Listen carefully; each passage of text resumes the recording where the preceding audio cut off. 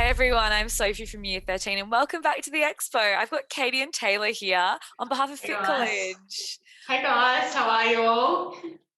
Thanks so much for joining us, guys. We're really appreciative. So Katy works at Fit College and Tayla is a graduate of Fit College. She's currently a PT and dance teacher.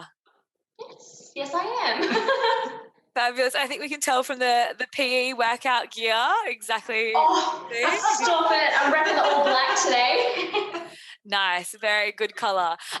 So essentially, who are Fit College? Fit College was formed with one simple goal: to graduate quality personal trainers and gym instructors ready to start a career in fitness, working in any fitness industry environment, and that's across Australia.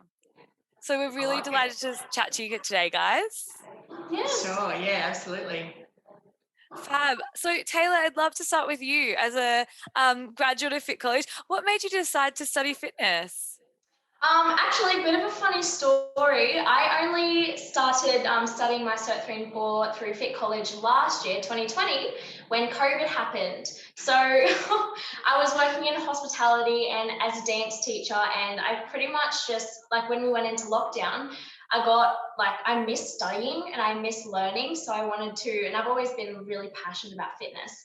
So I wanted to study my Cert 3 and 4 and become a personal trainer, and that's what I did. So long story short, I was bored. Fabulous. I mean, that's a good enough reason. And Katy, how did you get into the industry? Oh gosh, I'm a bit of a dinosaur. I started in the industry back in 2003. Before working for Fit College, and I guess on the training side of fitness, I originally began as a Les Mills instructor back in 2003. Amazing. So I used to do all the, wearing the microphone and being on the stage, doing all of that sort of side of it. So I did that for, probably about 14 years. I did it for a while. At the time, I studied a Cert 3 back then. I didn't actually study Cert 4 until probably around 2012. So after studying the Cert 4, I've gone on to be a studio manager. I've been a PT. I've been a member services manager. I've done pretty much every single role you can imagine in fitness. And there was an opportunity to, I guess, join the training side of it all. Now I'm an old dinosaur and retiring from the front line of fitness. My passion now pretty much lies with, I guess, helping people like Tayla get into the industry, find their feet, and I guess essentially find what they would like to do in such a growing industry. Love that. It sounds like there's so many diverse roles.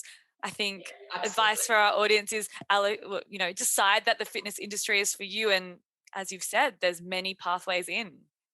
Oh, look, there honestly is. And look, to be honest, the great thing about fitness too is that there's always going to be a need for it. There'll always be, people will need to always look after their health, whether they're looking to achieve some kind of athletic goal, whether it's from a rehab point of view, whether it's just from being healthy and being able to lead a better quality life point of view. There'll always be a need for the industry, and particularly in the last 5 years even, it's really diversified so much, which is awesome for our workers in the industry, because there are so many different career opportunities, and you can always jump between them as well with the Cert 3 and 4. Amazing. And what do you think has caused the industry to be so diverse? Do you think it's COVID, a bit of online? Is it just we've got so many resources available?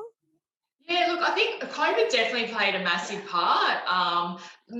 Since my time in fitness, nothing like that had ever happened. And I know that when obviously everything first happened last year with the lockdown, it did kind of catch people by surprise a little bit, but it also caused people to think outside the box a bit as well. So whilst now we've returned a lot more to face-to-face type work, there is that element of online work. It's kind of, I guess, in a way, forced trainers to think outside the box in terms of how they can deliver programs to clients and how they can be a service to clients without being face-to-face in front of them. So I guess in terms of the longevity of the career, you really do have that option where you can either be face-to-face in front of somebody, or you can be at a distance. Even in terms of the style of training that's taught now, like Tayla's a dance instructor. Dancing for fitness probably never really used to be a thing once upon a time, and now it's all the going at the moment. I've seen you dance, girl. Definitely fitness needs. So Taylor, you are a graduate of Fit College. Why did you choose Fit College to study at? I chose Fit College because actually I was scrolling through my phone and it actually came up as an ad. So I looked on Facebook. I ended up talking to one of the like the social directors, I guess. So I had a call with her and she pretty much convinced me. And then after that, I started to look around for like other pathways just so I know my like the options. And I just like as soon as I emailed Fit College, they gave me a call. So it was very much on a personal level and I absolutely adored that. So I went with Fit College. Amazing. Definitely. And Katy, working on the front line, well, working in Fit College, what are some of the benefits? Why Fit College to study to become a personal trainer? Look, in terms of my role, I go out to gyms and form relationships with various gyms, managers, fitness business owners out there to basically find the opportunities that are out in the industry and bring them back to our students. So there's, I guess, one of me at every campus. And the great thing about our role is that we really do have an amazing product to, I guess, put out to the industry too. So a lot of our students that come through the college are generally, I guess, engaged in some kind of fitness themselves. So whether they're going to a gym or, attending outdoor boot camp, or they're engaged in some form of physical activity. So I guess by us having that relationship with the gym, we can have our marketing in the gyms. And then I guess if they're interested, they can, reach out to the gyms and we can then speak to them as to how we help. And I guess that's something I'm really proud to stand behind, is that I really know that what we offer is a quality product. It is very face-to-face, whether it's online or on campus. We do offer so much in the way of face-to-face support. And I really get to see the whole cycle through. So when somebody begins their study, graduates, gets out into the industry, and then they are the industry and they might, come back and do a class presentation or something. It's so rewarding to see that full cycle take place and just to be a part of that person's journey is a bit nice. So Oh, completely. How rewarding from go to finish. And do you take any classes with some of your ex-students? do I personally? Yeah. No, not anymore. I'm retired. I'm retired from teaching fitness now. No, my involvement with the students, I'll often, for example, organise class presentations from various gyms. So we call them our affiliates. So I would organise presentations by our affiliates. So sometimes that would involve them actually taking a class. So it's also a great way for students to experience the different types of fitness out there. So often when people come through, they know they want to study fitness, but they're just not sure as to what area, which is totally understandable because there are so many different areas within fitness. So I guess one of the ways that myself in a career liaison role try to help students make that decision would be to give them exposure to different types of fitness, and almost by process of elimination, I guess. Like I kind of say to students, look, you might not know what you like, but go and try these different types of fitness. And if you don't like something, at least you can say, okay, yeah, that's not for me. That's fine. And it's often not until you experience it yourself that you'll kind of know one way or the other. So part of my role is then facilitating those classes happening and those class presentations happening. Just to give you guys a taste of what's out there. Lovely. Really hands-on, and you know Definitely. where the study will take you. Absolutely. On that note, Taylor, so what course did you study at Fit College, and what types of courses are there on offer?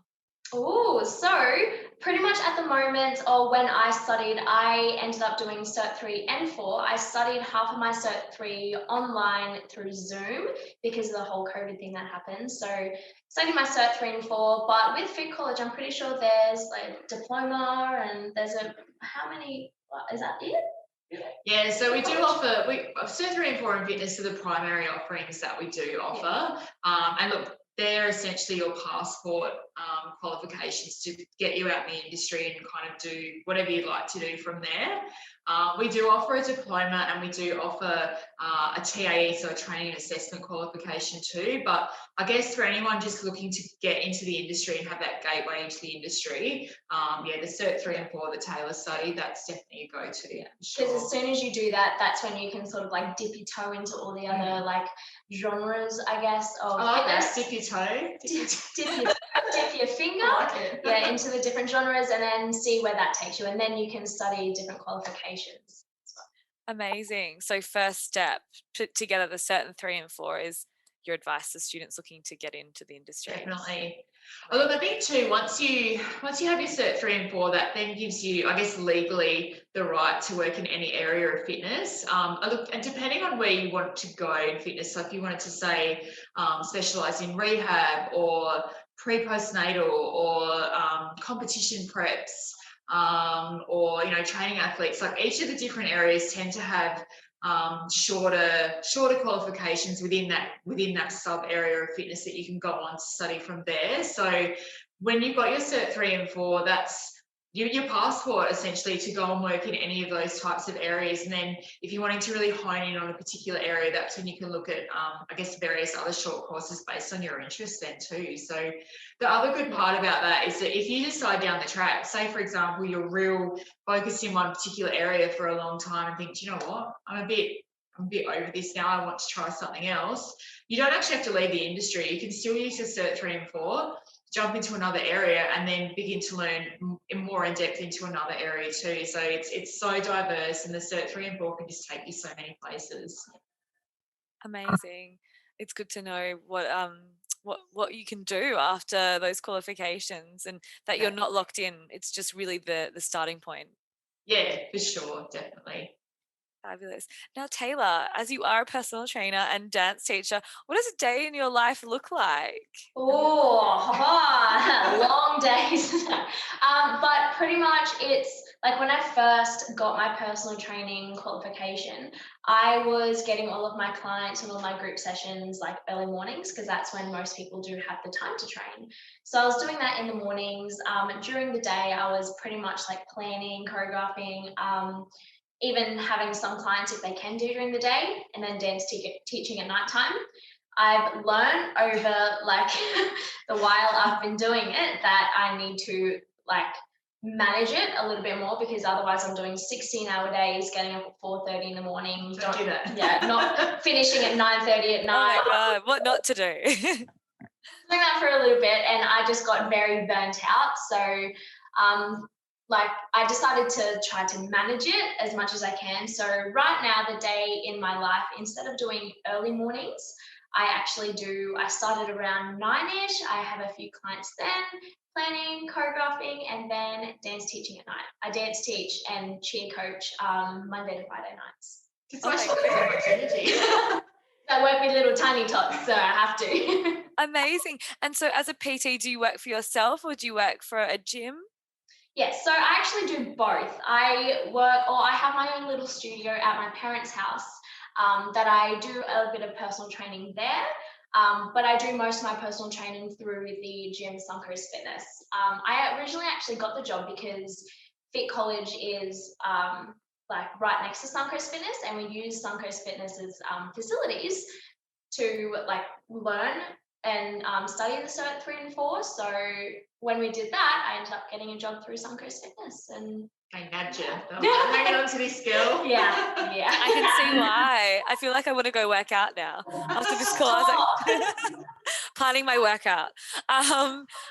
Lovely. And so do you love the flexibility that you have in your job? It sounds like you can pick and choose your hours and what types of classes you teach. Oh yes, 100%. That's one of the main reasons why I actually got into fitness. I'm really passionate about it, but also because of the dance teaching, I needed to be really very flexible with my hours. So with a personal trainer, it's pretty much like you make your own hours. You can either work like really early mornings and then have like the rest of the day to chill. You can end up sleeping in, don't start until midday, and then just do like afternoons. It's pretty much all up to you and your like personal preferences. So that's why I really loved getting into this, because I needed a lot of flexibility. Amazing. And you've said that you help tiny tots to perhaps older clients. How do you deal with the age range? Oh, I mean,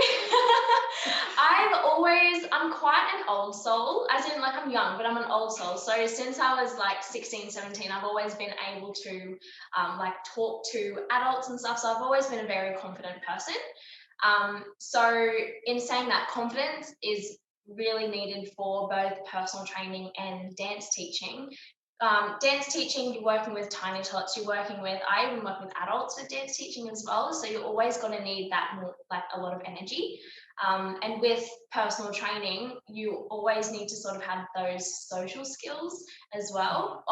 Only for personal training. If you're not so much a social person, you can get into different areas, of course.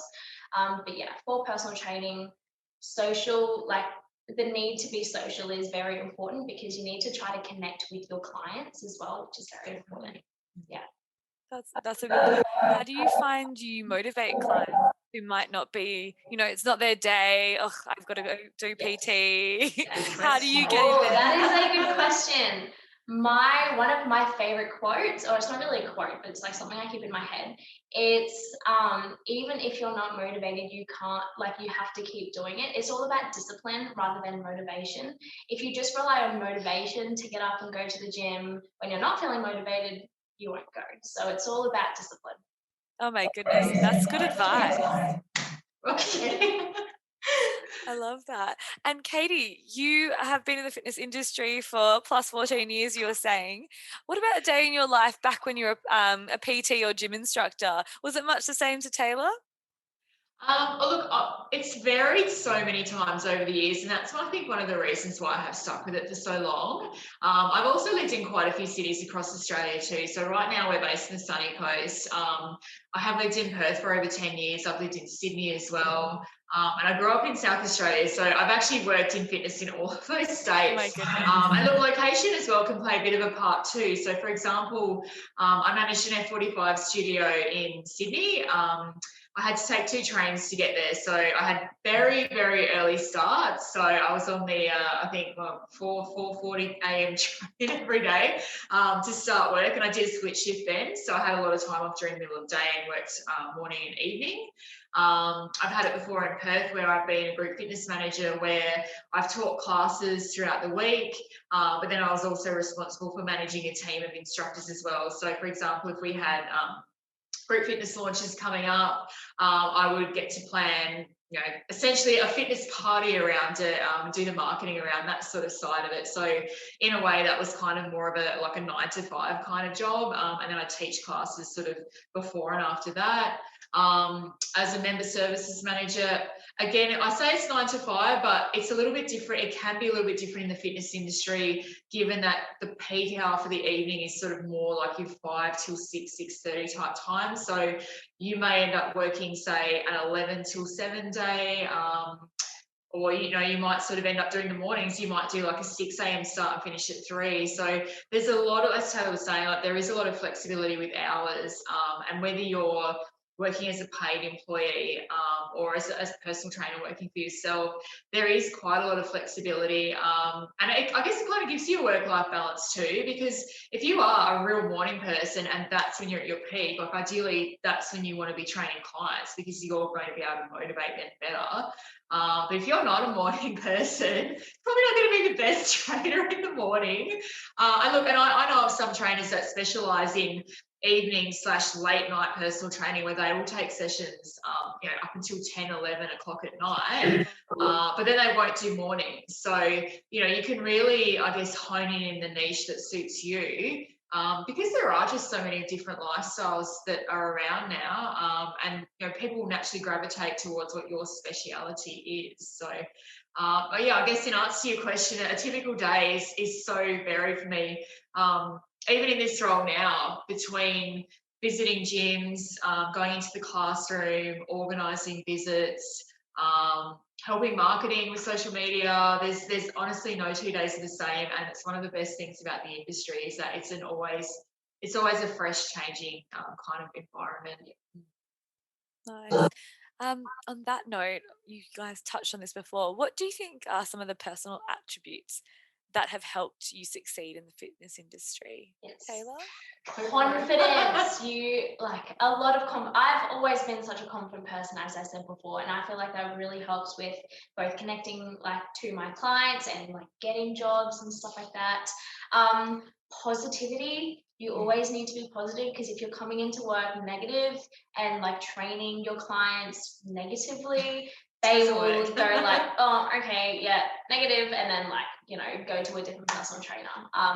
So yeah, make sure you're always positive and confident. That are probably my two attributes that I'm like good at, I guess. Just on the confidence piece too. Look, we have a lot of students that come through that they love fitness and they know they really want to do it, but they don't necessarily come in with the confidence piece. To anyone who is kind of thinking about getting into fitness, but they don't feel they necessarily have the confidence there, think about the phrase fake it until you make it. So you'll often find in fitness that people that come to a gym kind of look at personal trainers and go, oh my God, you're superhuman. You get paid to do fitness. And that can be really intimidating for them. So by being confident as a PT, I guess like what Tayla's referring to is taking the lead with your clients and potential clients, because the chances are they're really, really nervous to even talk to you being a personal trainer. So if you're the friendly one, extend a hand. I mean, you don't have to be super, super, loud and full on about it either, but just by kind of taking the lead, even if you're not feeling super confident yourself, that person who could be your client will then think, oh my God, he's spoken to me. Oh, I've got a friend now at this place. And that can be enough to kind of break the ice that you're essentially that person taking the lead. It's a huge thing too. I guess even getting to studying fitness in the first place, a lot of people go through this, oh, can I do it? Can I not? What will people think of me if I study fitness? My advice there would be, if you love it, then you're in the right industry for it. It doesn't matter if you look like a bodybuilder, don't look like a bodybuilder. There are so many different shapes and sizes within the industry. And there is a need for people that love fitness, not for people that look a certain way. So if you've got the passion, I mean, that would be my thing. If you've got the passion for it, then you should definitely pursue it. Definitely. Amazing. I'd love to ask you guys, and Tayla, perhaps you could answer first. What has been one of the challenges being a PT? One of the challenges, definitely when you actually first start up being a personal trainer, one of the challenges is like the clients don't always come to you. You actually have to go to the clients and search for them yourself. So whether that's like giving them a call, being like, hey, I know you're new to the gym. Do you want me as a personal trainer to give you a look around and give you like a free program and stuff? You can even like walk around the gym, and if you see someone doing an exercise that they could be doing a little bit better and improve on, walking up to them and be like, hey, like I'm a personal trainer, just let me help you out, that sort of stuff. So yeah, the hardest part would probably be like first starting up, but as soon as you're actually starting up your personal training career, as soon as like other people see you training people, then they'll be like, oh, like, I like that personal trainer. And then it sort of just like rolls along from there. Yeah, definitely agrees there. It's always probably the first couple of months coming out of study. It's almost, and I'm sure you'd agree with this, it's almost a little bit of a bubble when you're studying, because you're around other people that love fitness like you do. And then all of a sudden you get out there and you will realise then that, oh, I actually do know a little bit more than other people. I probably am a little bit more interested in fitness than other people. But how do I get people to train with me? So because of that whole, I guess, fear factor almost, that people are a bit scared to come up to PTs, this is where the confidence piece, or the fake it till you make it, comes in, and putting yourself out there. So the good thing is now too, a lot of gyms actually have programs in place where they have dedicated staff members that actually help you to build your business. So rather than you just getting a job at a gym and then going, okay, go for it, they actually will help you to build your business. So, they'll meet with you every week. They'll talk about what your game plan is for the week, how you're going to perhaps take on some new leads that week, how many comp sessions you're doing, how you can market yourself to get business on board. So a lot of gyms these days really do help new trainers get on board, because it's in the gym's best interest too. So if the gym has trainers that are with them for a long time, they're more likely to have long-term clients, which means they're of course going to stay with that gym as well. So the gyms are very invested in actually really helping their PTs get started and fostering PTs. So there's certainly a lot of support. Look, and even from Vic College's point of view too, if any graduate has any questions, they can call me. They can slide into my DMs, whatever they need to do. There's certainly a lot of support around, but you will find that the first few months following graduation are going to be most likely your toughest, and it's just a case of always just, what else can I be doing to kind of further myself or get myself ahead? Yeah. Great. No, good advice there. Now, on the flip side, what is your greatest achievement in the industry, Tayla? Ooh, greatest achievement. That's a hard one. Yeah. What did you say? Whoa, greatest achievement. Far out. I haven't thought about this.